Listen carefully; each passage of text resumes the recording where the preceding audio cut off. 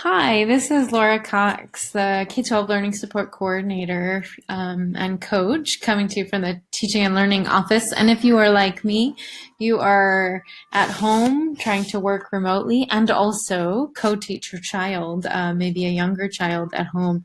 One of my daughters is in second grade, and I know we're all, thanks to COVID-19 and this reality of distance learning, we're all trying to learn together how to do that. So we thought we'd put together some of these videos, a little bit of a tutorial about how we survive this and maybe even thrive in doing this together.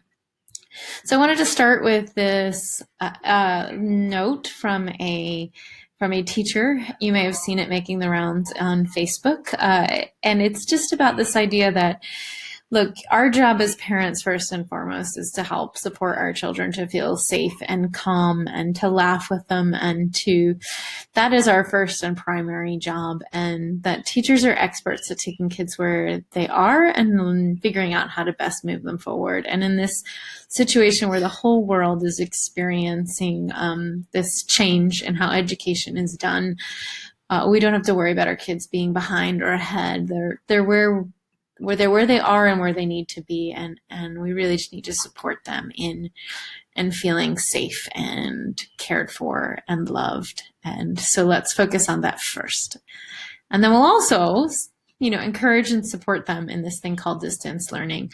And teaching, first and foremost, is about relationships in all contexts and in always, and it's no different in this situation.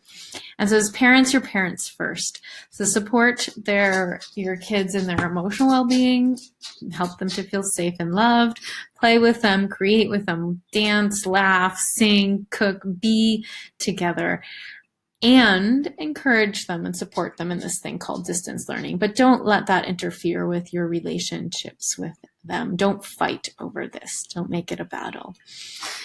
The second thing is about routine. School is a highly predictable place. You have lunch at a certain time and recess at a certain time and snack at a certain time. And the extent to which we can recreate some of those routines at home, it helps kids to feel safe, that life is predictable even in this crazy time. And so try to think about setting schedules for work and rest and play that can guide the day, and know that so kids learn that this is a time when I have to sit and focus on my reading, and then this is a time when I can play video games or run outside in the backyard or jump on the trampoline, or it's time for bed. And that connects with having some space where they know that they can work and where they have the materials that they need. Another thing is responsibility. I mean, you're the parent and you're going to help kids of all ages to set goals and expectations, but really our work is to help them to become self-directed learners. And when they have a question or a challenge or difficulty, we can either help them on their path to becoming self-advocates for their learning, or we can help them, or we can lead them down the path of being very passive in their learning. And it depends on how you respond. So think about, instead of telling, think about asking. When they have a challenge, say, oh, well, is there anything in the directions that could help us understand that? Or can we rewatch a video? Or let's reread the directions again. Can you email your teacher to ask that? Don't just necessarily give and tell them every time they hit a roadblock.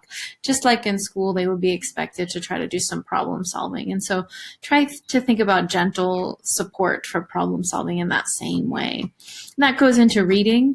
If you're like at school, they're probably like, Mom, how do you say this word? Dad, what does this word say? Think about giving them those strategies of like, well, what does it start with? How can we start to sound that out instead of just telling them the word? And connected to that too is this idea, as we're moving into more Zoom sessions and synchronous learning sessions, when your child is at school and they're involved in a reading or a writing lesson, you're not there sitting next to them.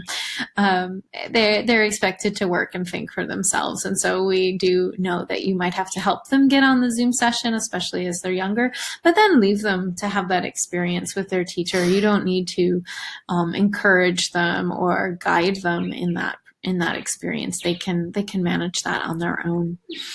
And then same like at school, there's recess and specials and after school activities, and do try to set some expectation that that part of the day will continue even in this situation. Learning at school is exhausting and learning online is exhausting, and the brain needs time to rest and recharge to be ready to work again. So make sure that your schedule includes exercise and play and rest and time to create and time to have fun. And the specialists have been doing a really good job at sharing what some of those activities might or could be. Plus you have plenty on your own that you can think of at home with Legos and puzzles and coloring and all of that. And then same like at school, we still need to get good rest. And so having some set bedtime routines still will help to support that at home in this situation. And then there's just a couple of resources here. Matt Glover, who was a consultant who came to our school recently and did some work on writing. He's put together some things about making books at home for parents, geared towards parents. And there's a little video there on 5 tips for reading aloud with your child. And we would like to continue this. We'll have more sessions to come. We're looking at doing ones around how to support independent reading and instructional reading and guided reading and the difference between those things and how you can support at home as well as other ideas.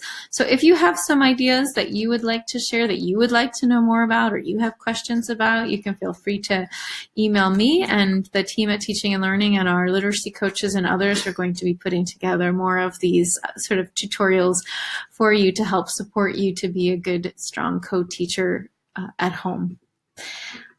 I hope you all are well. See you soon.